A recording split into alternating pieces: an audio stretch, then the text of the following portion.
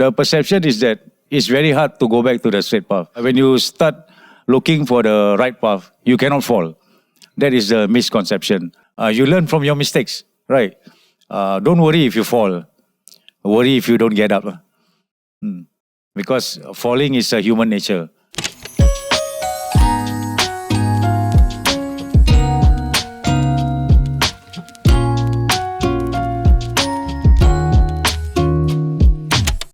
Assalamualaikum warahmatullahi wabarakatuh. Welcome to Season 2 of Tune Islam, a podcast for Singapore Muslim millennials for Islamic faith, love and happiness.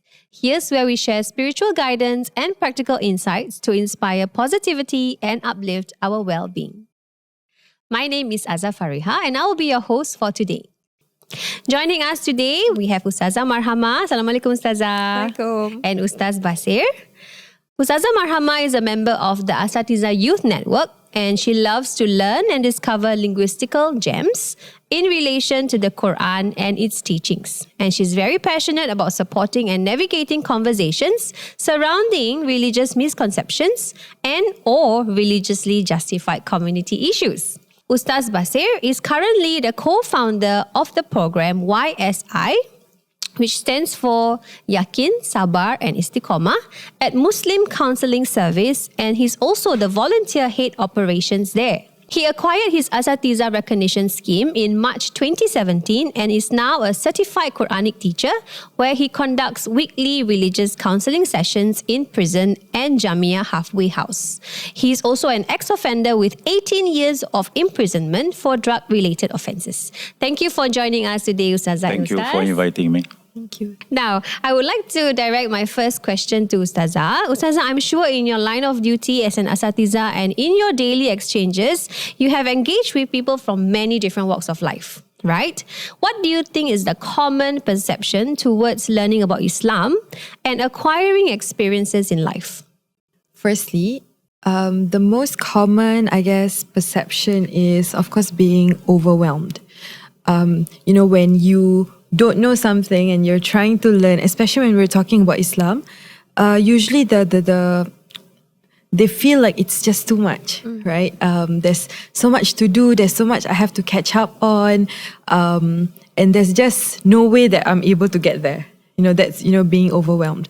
But when we really look at things, right, the Prophet Sallallahu Alaihi Wasallam's da'wah, he basically made da'wah or did da'wah for over 23 years, right? And when you look at how revelation was revealed, like how the Quran was sent down, right? The order of revelation, it took that long for the entire Quran to be sent down. And it wasn't that the first time Rasulullah SAW received revelation, he was asked to salat, or he was asked to fast, or he was, asked to do all these things that we are usually very burdened by. Because I think when you are looking from outside in, you feel like there's just so much to do. There's so many, there's halal haram, there's, this, that, I cannot do this, I must change my entire lifestyle.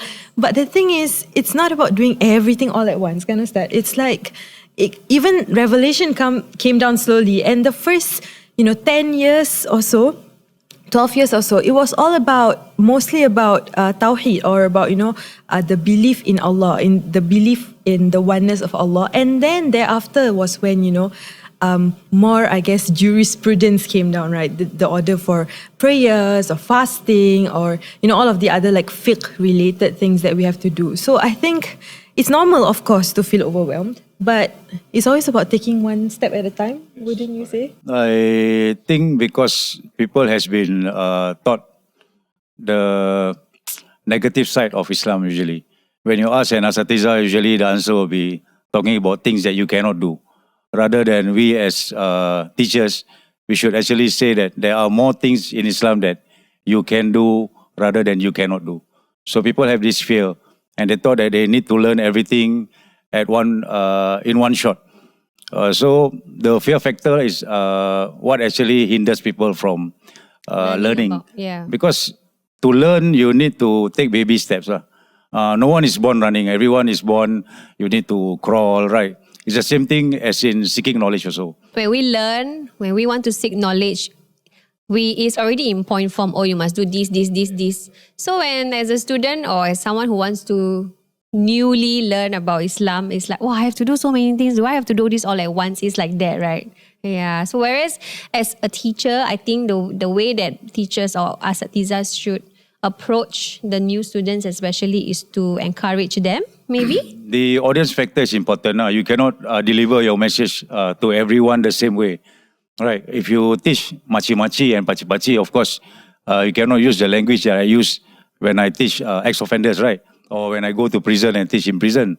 So the delivery of the message is what the Prophet Rasulullah Sallallahu Alaihi Wasallam himself taught us. A different person asks him the same question, he will give a different answer to the same question. Maybe I will redirect my second question to you, Ustaz. Since you mentioned about how you interact with inmates and how you interact with makcik-pakcik cannot be the same, right? So if from your experience, when you interact with inmates, how would you describe their common reception or attitude in learning about Islam? I think for them... Do they start with they already know a lot of things the public already? may have the wrong impression that actually offenders or inmates don't have any religious knowledge. In fact, they are more knowledgeable than the people that are made outside. Because they have the time there, right? They've been there for so long. They got a lot of references, books, which they spend reading. The only problem is maybe because they are not, they don't have regular session in prison, right? So sometimes the books that they read, they might have the wrong interpretation of the religious text. So for their part is mostly about when they are released from prison. How would the public accept them? So that's where usually in my approach is that to tell them that there's nothing to fear. Out here, everyone is the same as you. Everyone is also struggling, finding their own way. Yeah. I'm actually very, very interested to know the inmates that you have experiences interacting with. Do you come across anyone who actually is pretty religious, but because through life he lost his way or something like that, and then he doesn't know how to return back? There are. Even in prison we have people with religious background, people from madrasah, right? Or even out here, usually because of my maybe my daily interaction, I also have students who are not from prison also. So they are also struggling to find their way. And like I said, the perception is that it's very hard to go back to the straight path. Right? Like when you go back, when you start looking for the right path, you cannot fall. That is the misconception. So we are taught that as human beings, we will fall. The only problem is you need to get up. So it's about the same, I think. And I think that actually whether or not like prison inmate or just, someone, just all of us really, all of us are actually plagued by feelings of unworthiness. I think we all make mistakes, like every single day. And sometimes we feel like we've made a mistake that is too big that we can't or we don't deserve to go back to Allah, if that makes sense. I feel like most, if not all, I'm sure, I mean, even I have felt that and none of us, I think, are immune to feeling it. But the thing is, like you said, like Ustaz said, actually, like there's a hadith that mentions that every single Bani Adam, that means every human, is khata. Khata means prone to making mistakes. And it's not like about making, like the Arabic form of the word khata, right? It's not about like someone who makes one or two mistakes. It's about making endless mistakes. It's a huge amount of mistakes. That's the meaning of khata. So that means it's not about us. We're not prone to making just one, two mistakes.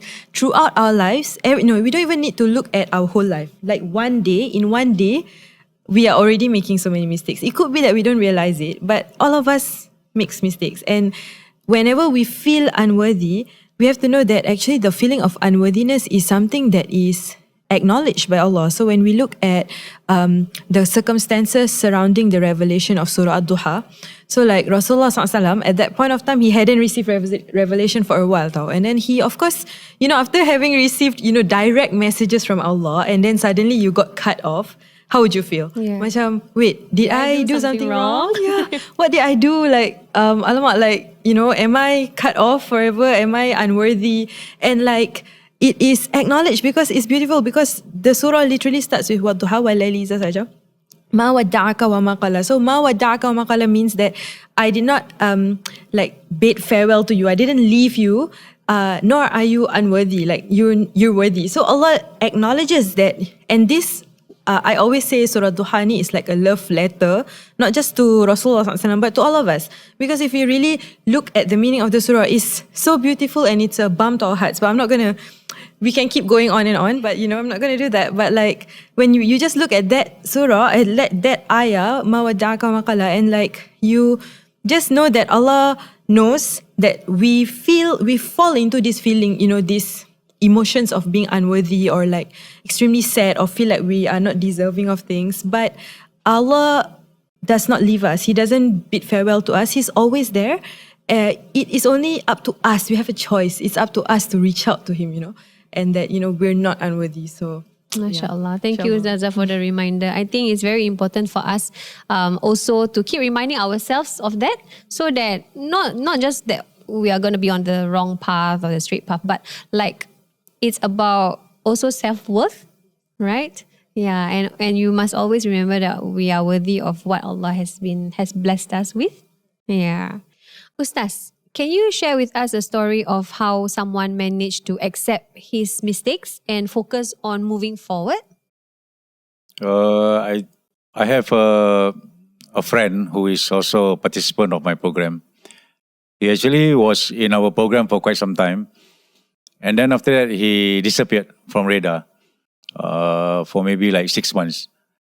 And then the last I met him, he came to see me, and then he actually told me that he relapsed through ice addiction, and he wanted to like start back anew.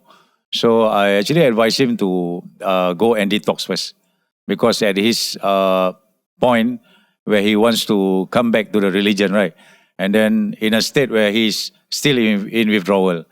And we know that ice itself is not, it's a different drug than the other drugs that we know of, like heroin or cannabis, right? Because it's mind altering. So he actually was in a state where when I first met him, he was quite well built and he's tall and tough.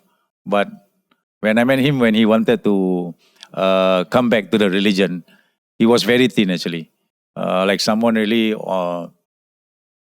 having a chronic illness. So my advice to him was to take 1 week to detox first, and then come back, and then we see where we can go from there. But unfortunately, he didn't make it. He passed away on the 6th day due to a heart attack. Because people on withdrawal, sometimes they may suffer cardiac arrest because the body cannot take the withdrawal. So when I look at that, right, and then I reflect, how do we judge that person? Because we as humans, we are judgmental creatures, right? Although we say we are non-judgmental, but inside, to be authentic, you will be judgmental. So do we say that he passed on in a state of iman or in a state of kufur? So that got me reflecting on myself. I think for me, at least from where I stand and the way that I usually teach also, like you said, we as humans, we tend to judge, even if it's not in our place to judge. So we may have our opinions, but at the end of the day, it is only Allah that knows. And we as, I guess, as a friend or, as onlookers or as listeners to this story, I think it's important to recognize that, I'm sorry, I'm a bit affected, but okay, I think it's important. I mean, it's hard. I'm sure it's super, super hard for you to have gone through that and for your friend to have experienced that. And may he be, in peace, and Allah grant him Jannah. for all of his efforts that he put in, because at the end of the day, it's always about the intention, kan? And this is a much used hadith. I think all of us would have heard of it at least once, which is the innamal a'malu binniyat hadith, and it's actually much longer, where it says, you know, that every action is based on his intention, and that for every person, what he intends. So if he intends to marry a lady, then he will, you know, go towards that. So basically, the hadith details, what it details is when you intend to do something, right? That is what the intention is the first step. Because for example, when you intend to, you know, why do you think your friend reached out to you, right? Because he intended to come back, right? And so why was he in such pain? Because he was intending to come clean, kan? To get clean and to come back to Allah, right? And so in that intention that was how he even took the step to try and get clean again, even after relapsing. And that's not an easy thing to do. Exactly, correct. And he was almost there, we mentioned on the 6th day, right? It's not something easy, I mean, to admit your mistakes. Correct. Yeah. So it's always about the intention. And when you set your intention and you recognize that you are but human and that you require Allah's support, but you still know that you have a choice and that you can take actions toward whatever you intend, inshallah, all of your actions and whatever choices you make will lead you towards that. Even if you stumble, even if you fall, even if you make wrong choices, you know you will come back to the right path of what your intention is. So if your intention is Allah, you may fall and stumble and make mistakes, but you will still come back to that path of wanting to go towards Allah, right? And that's exactly what I feel your friend demonstrated as well. Inshallah. Yeah. Thank you for the sharing, Ustazah. I'm sorry, it wasn't really my sharing. Sorry for hijacking. I'm a super emotional but person. Definitely, I mean, we all also we will feel the same way as well, because we can imagine the hard work that he put in, the emotions he must have felt. Right? To reach out to you. For me myself, I was thinking, what could I have done different? But because in my line of work, I do meet so many people with problems, right? And then I have to sometimes desensitize my feelings also. So it's not that I have no feelings, but because of the work that I've been doing, right? Sometimes it has made me a little bit more harder on the inside.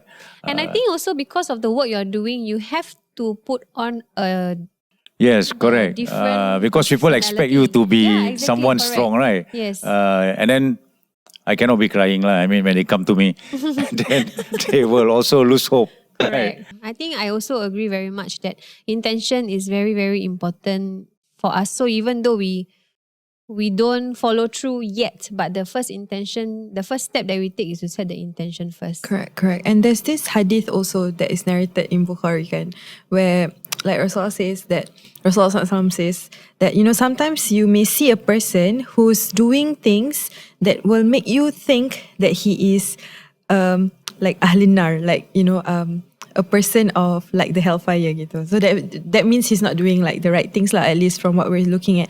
And then there may be someone else who's doing things that make it seem that he is Ahli Jannah. But so basically the hadith is saying that, you know, you may see or you may perceive this person to be doing all the wrong things, but actually he's Ahli Jannah, like he's a person of heaven. And you may see this person as doing all the right things, but actually he is a person of hell, gitu. And that innamal a'mal bi khawatimiha, that means that, you know, verily, like all of our actions, kan, it doesn't matter. For example, if I'm living, okay, now I'm like 29 years old. So for example, for my first 28 years of life, I was not a good Muslim, for example.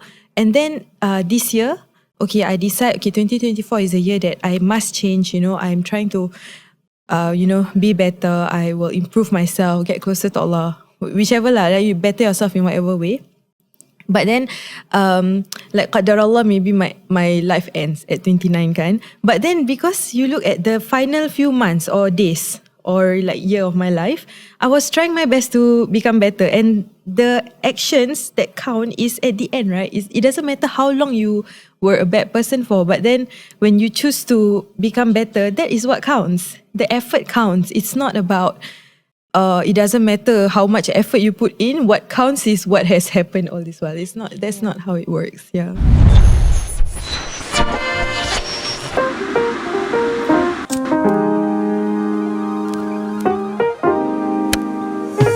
having the intention to change is a huge first step towards transforming yourself for the better. But I won't sugarcoat it for you. Change isn't easy. You'll encounter difficulties and setbacks, and sometimes it might even feel like you're taking one step forward and two steps back.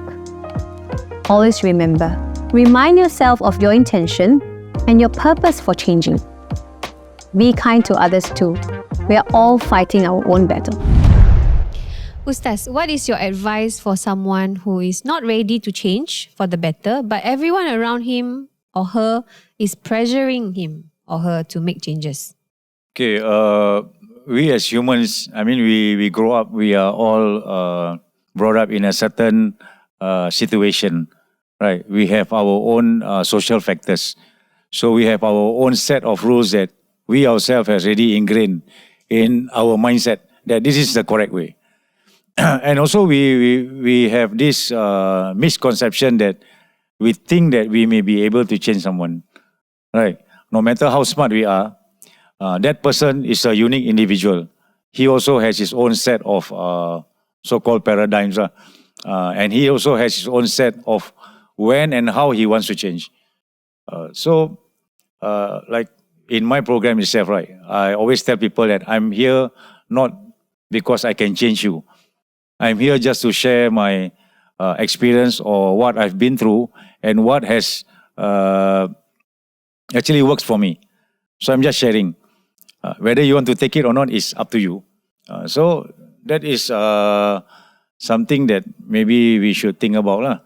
We should give people a space for them when and how they are comfortable enough to start their journey. Correct. And I think that, of course, when we want, when we love someone and we see that, oh, you can be better, of course we are passionate and we have like the best of intentions at heart, kan? But when we look at the fact of the matter is we can only control our actions, kan? And when we look at, for example, the guidance for us, when we see something wrong, how do we change it? We change it with our hands, and if we're unable to, with our mouths. And at the end of it, if we're unable to, with our hearts. And the thing is, sometimes we forget that dua is our most powerful weapon. Like, you cannot force someone to do something. The more you force, you are actually risking pushing them away. Betul tak?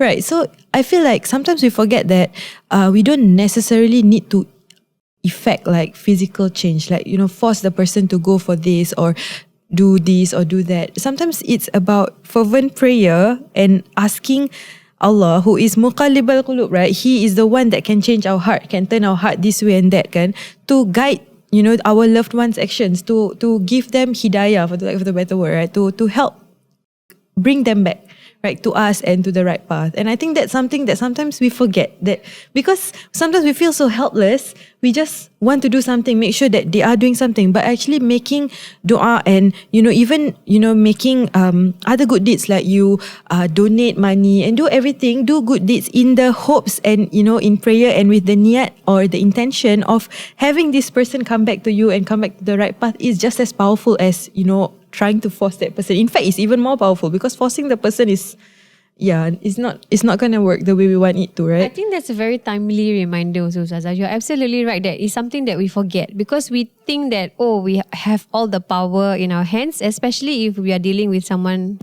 close to us or someone we love, like our children, who we think we can control, right? So we want to teach them to have a stronger moral compass, to do what is right, to know right from wrong, because we don't want them to grow up knowing the wrong things, for example. But definitely is a very good reminder that dua is the most powerful tool. Yes, it is the most powerful. And the thing is, if we look at, for example, even Rasulullah SAW, right, and his beloved uncle Abu Talib was such a huge supporter of Rasulullah SAW in his personal life and even in his public life as a Muslim leader, right?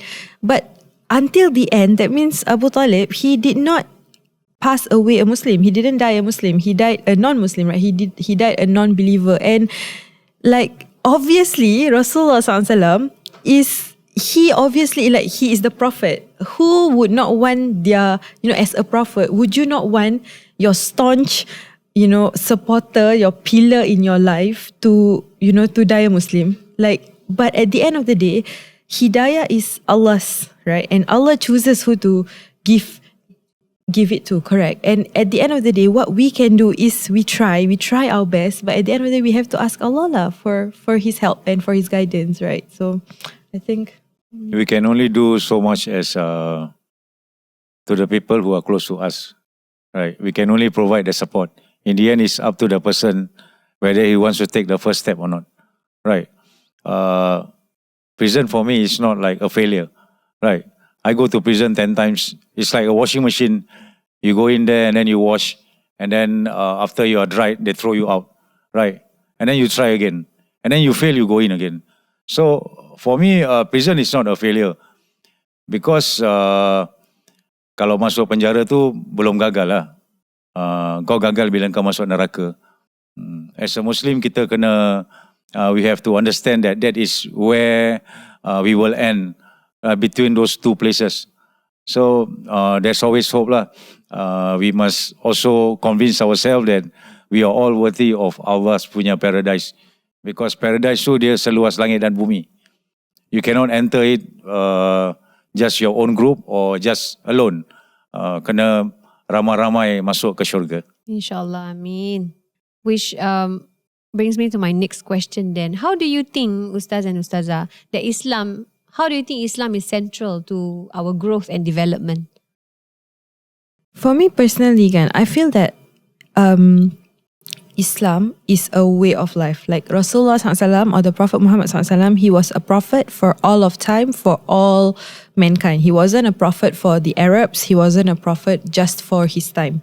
Right? And Islam as a religion and the teachings with the values and principles that it has, it isn't a religion that is, again, limited, right, for a certain group of people for a certain time period. It is a way of life. And there is a lot of rahmah actually in how I suppose the religion has been revealed to us, in how certain things have been made specific, like prayers, right, 5 times a day, but then certain things have not been made specific, like is it wife cannot work at all, when you're a wife, is it you cannot work at all, and like the husband must work? No, but some things are left open for us to interpret in a way that works best for us within the teachings of the religion.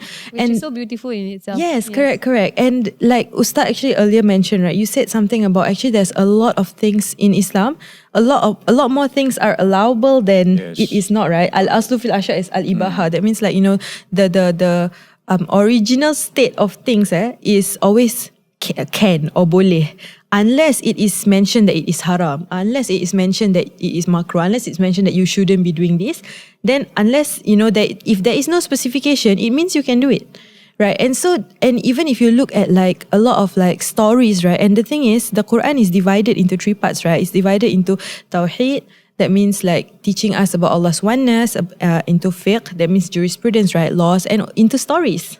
So, and we learn a lot from stories. It's not even just like Islamic stories, it's generally, right? When you hear stories, you take from it empowerment, you take from it learnings. So when we look at stories, it has always been that, low points in not just the Prophet's lives, but like any Muslim's lives, the low points have always been points where Allah gave them empowerment, where Allah brought them out to be like into a much better situation. We look at, for example, the story of Isra Mi'raj, right? How Rasulullah was, he was in the year of sadness, right? He lost his beloved uncle, he lost his wife, and then he went to preach to the people of Ta'if and was humiliated. He was so down, but then what did he get out of it? He got to make the journey of Isra Mi'raj, right? When we look at, for example, Nabi Musa alayhi salam, right, how he accidentally murdered the Egyptian, and then from there he ran away. He had nothing except the clothes on his back, and he made the dua, Rabbi inni lima anzalta ilayya min khairin fakir. That means I am in need of whatever good it is that you can send my way. And then he got opportunities to help the 2 young ladies, and then with water, help them get their goods to drink water, and then he got a wife and he got a steady job. So it's always been low points in our lives, or in the stories that we hear, low points have always been, it's always when you are so low, there's nowhere else for you to go except up. So I think that is when we learn the faith, I think we should also look at it as, not just about what it is that I need to be doing, what it is that I can or should not be doing, but it's also about what I can take away from this and like what empowerment can I get from this, what source of comfort can I seek from the religion. And I think that's how it's central, at least for me, that's how I apply it. Yeah, I mean, it's a very good application to our lives as well. Yeah. Thank you, Ustazah. Ustaz, how about you? Any last words before? For youth, right? I mean, especially they feel that Islam is like very constrained, right? They cannot do a lot of Yes, things. cannot do that, yes. So you cannot be a Muslim and then you cannot be a mountaineer. You cannot be a Muslim then you cannot do sports, or maybe you cannot be a gamer, right? But actually there are a lot of things that are actually permissible as long as you do not go into those boundaries that Allah and the Rasul has created for you, right? So as youth, you should develop a personality where you go and explore as much as possible, right? Get life experience. Because like Ustazah mentioned that this religion is a holistic religion. It's not just about rituals and doing what is haram and halal. It's about a way of life, right? You can be a parent and you still be a Muslim. You can be a brother, be a Muslim. You can be a sportsman and be a Muslim, right? Or be an artist and be a Muslim. So as long as we know our boundaries, right? There is inclusivity in it. We do not exclude people from this religion.